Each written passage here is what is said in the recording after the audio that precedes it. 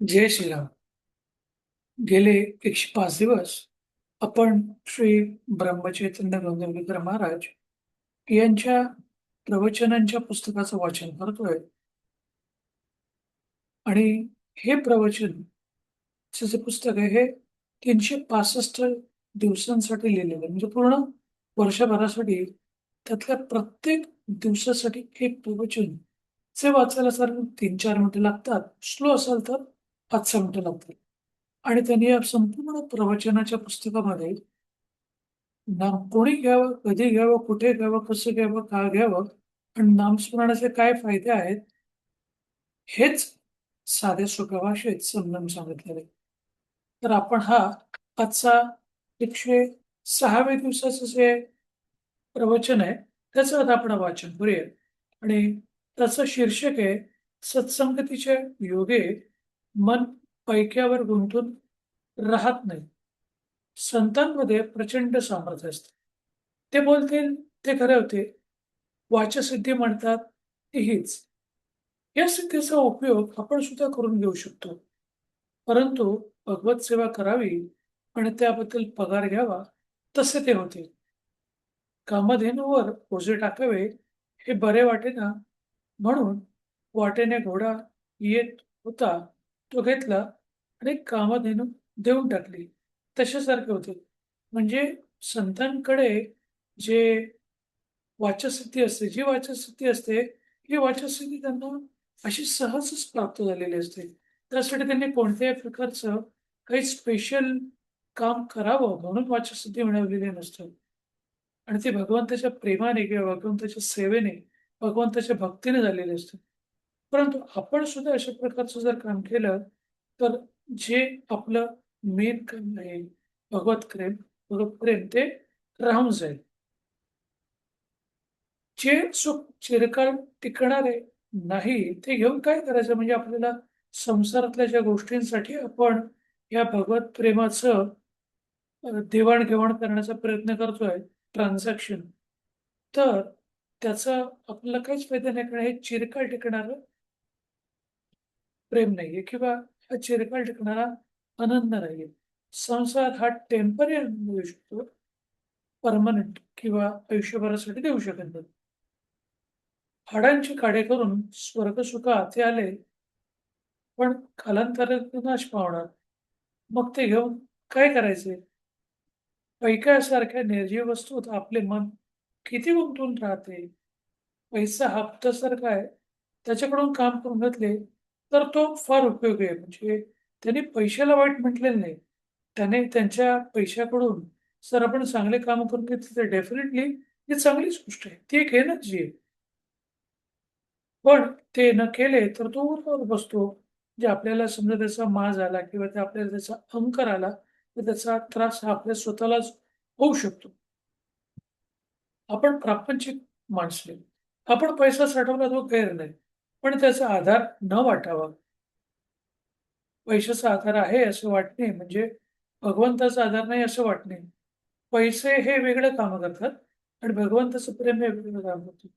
Confidence जो असतो, आपल्याला एखाद्या व्यक्तीबद्दल किंवा एखाद्या गोष्टीबद्दल किंवा आपल्या त्याची जी श्रद्धा असते त्याच्यामध्ये जी ताकद मिळते, ती पैशाने मिळेलच असं नाहीये. म्हणजे याचा अर्थ पैसा कमवणे असं नाही, पैसा भरपूर कमवावा, पण सगळ्याच गोष्टी फक्त पैशांवरती अवलंबून राहणं, जे आजकालच्या अ, ठिकाणी किंवा आजकाल जे चालू आहे, तर तसं नसावं. आपल्या जवळचा पैसा हा आपण होऊन कोणाला द्यावा हे मी म्हणत नाही. पण चोराने जर चोर नेला तर रडत बसू नये आणि कोणी मागायला आलं तर त्याला नाही म्हणू नये. त्याला काहीतरी द्यावेच. पैसा प्रपंचाला पुरेसा असावा. म्हणजे किती? तर पेन्शन असेल तर रोजच्या निर्वाहापुरता असला, ते असावा, पुरेसा झाला. आणि पेन्शन नसेल साधारण मध्यम स्थितीत 10-15 वर्ष पुरेल इतका पैसा असला म्हणजे पुरेसा झाला. म्हणजे आपल्याला 15-1 वर्ष आपण आपल्या आजच्याप्रमाणे जसं राहू शकतो, तितपत पैशाची आपली साठवणूक झाली तर उत्तम आहे. नसेल तर तुम्हाला पेन्शन मिळालं असेल किंवा मिळत असेल किंवा मिळण्याची शक्यता असेल, तर चिंता करण्याची काही गरजच नाहीये. याला अमुक एक असा हिशोब सांगता येणार नाही. आपल्या प्रपंचाला जेवढं जरूर आहे, तेवढा पैसा आपल्याला मिळावा की बस झालंय. म्हणजे पैसा मिळवणे असं नाही सांगितलेलं आहे, पण त्याच्यामागे हावऱ्यासारखं लागू नये.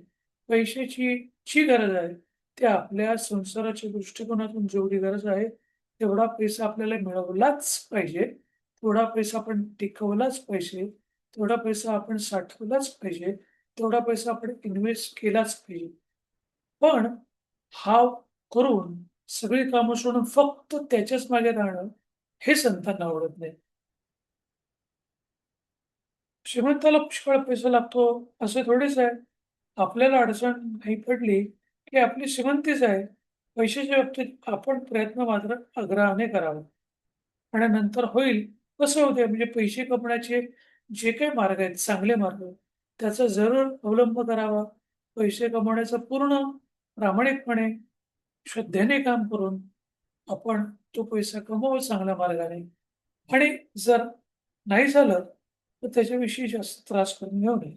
आपण निष्काम, निर्लोभ आणि निरीच्छ असावे. दुसऱ्याचे द्रव्य मला यावे अशी बुद्धी कधीही ठेवू नये. तुम्ही स्वतः पैसा जरी नाही कमवला, तरी दुसऱ्याचं आपल्याला मिळालं पाहिजे. ही जी वाईट वृत्ती आहे, ती वाईट वृत्ती नसावी. ज्याच्याजवळ पैसा विपुल आहे, त्याला श्रीमंत अगर सावकार म्हणता येईल. ज्याच्याजवळ विद्वत्ता आहे, त्याला विद्वान म्हणता येईल. ज्याच्याजवळ शेत आहे, त्याला शेतकरी म्हणता येईल. परंतु याच्यापैकी कोणाला मोठा म्हणता येईलच असं नाही. सावकार कंजूस असेल, विद्वान गर्विष्ठ असेल, काही शेतकरी असाच दुर्गुणी देखील असेल. म्हणजे तुमच्याकडे काय आहे ह्याच्याहून तुमचं श्रेष्ठत्व हे ठरत नाही. म्हणजे तुमच्याकडे खूप शेती आहे, खूप जमीन आहे, खूप पैसा अडकत सोनं-चांदी आहे. म्हणजे तुम्ही खूप मोठे झालात असं नाही. प्रत्येकाचं काम हे वेगळं असतं. प्रत्येकाचा उपयोग हा वेगळा असतो आणि त्याच्यामुळे प्रत्येकाची किंमत ही ही वेगवेगळ्या प्रकारे असू शकते. मग त्याच्यामध्ये कोणी वरती आणि कोणी खालती, कोण मोठा आणि कोण छोटा अशा प्रकारचा विचार करू नये. ज्याच्याजवळ सर्व गुण एकच समया छेदे करून असतील तोच खरा मोठा. एक समया या छेदे करून असतील तोच खरा मोठा. म्हणजे सर्व गुण एका भगवंताच्या ठिकाणीच असू शकतील म्हणून त्याला त्यांनी खुलासा केला. तेच मोठे, तेच खरे मोठे बनले. अशा लोकांना संत म्हणतात. म्हणजे आपण जमीन, पैसा, सोने-चांदी, खूप बऱ्याचशा गोष्टी, या सगळ्या गोष्टी मिळवण्याचा जरूर प्रयत्न करावा. पण ते तसे नसेल तरी पण ह्या सगळ्या गोष्टी देणारा, ह्या सगळ्या गोष्टींची काळजी करणारा, तो आहे ईश्वर. त्याची सगळी ही मालकी आहे. तर त्याच्या प्रेमात, त्याच्या आपण नामस्मरणात राहिलं, तर आपल्याला सगळ्या गोष्टी आपोआपच मिळतील, कष्ट केल्यानंतर. आपण संतांचे होऊन राहावे, त्यात आपले कल्याण आहे. सत्संगतीपासून सद्विचार, सद्भावना प्राप्त होतात. म्हणजे आपली संगत चांगली असते पाहिजे. आपल्या आजूबाजूला कोण आहे? आपण कोणाबरोबरती उठतो बसतो, कोणाबरोबरती जास्त वेळ घालवतो, त्याच्यानुसार आपले विचार बनत असतात आणि त्या विचारांप्रमाणेच आपल्या भावना देखील बनतात. म्हणून चांगल्या लोकांची संगत ठेवा, असं संत सांगतात. ज्यांचे विचार चांगले आहेत, तो मनुष्य खराच चांगला होईल आणि जिथे भगवंताचं अनुसंधान आहे, तिथे राहणे हीच खरी सत्संगती. की जिकडे भगवंताचं नाम घेतलं जातं. भगवंताचं कीर्तन, प्रवचन, वाचन, श्रवण जे काय असेल त्या ज्या गोष्टी जिथे होतात, ते ठिकाणच पण याचा अर्थ असा नाही की जिथे होत नाही, पण चांगली कर्म होतात, ती गोष्ट काही वाईट नाही. म्हणजे समजा एखाद्या ठिकाणी नामस्मरण कोण करत नसेल, पण गरीब लोकांना अन्न दिलं जातं, वस्त्रदान दिलं जातं, शिक्षण दिलं जातं.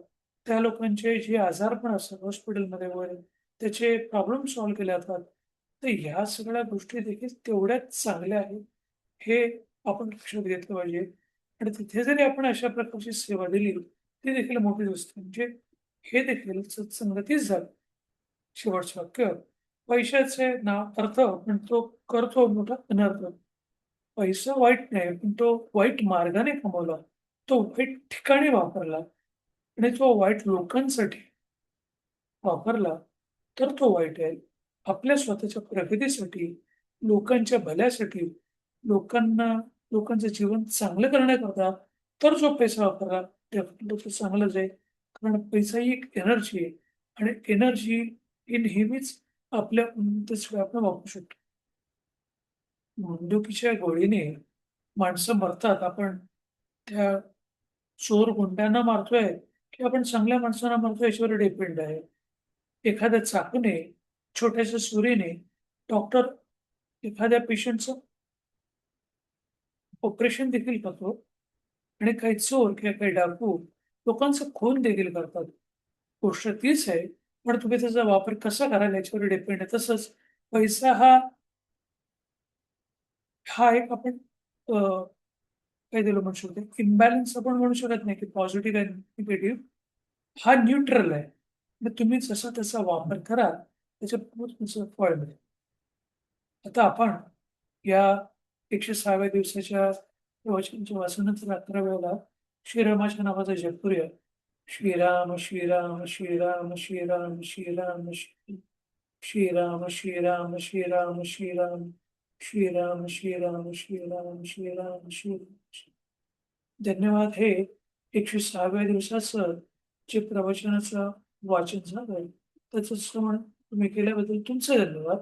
तुमचा उर्वरित दिवस हा असाच आनंदाचा, सुखाचा, आरोग्यपूर्ण जावो, हीच त्या श्रीरामचंद्र इच्छा व्यक्त करतो आणि थांबवतो. जय श्रीराम, जय श्रीराम, जय श्रीराम, जय श्रीराम, जय श्रीराम.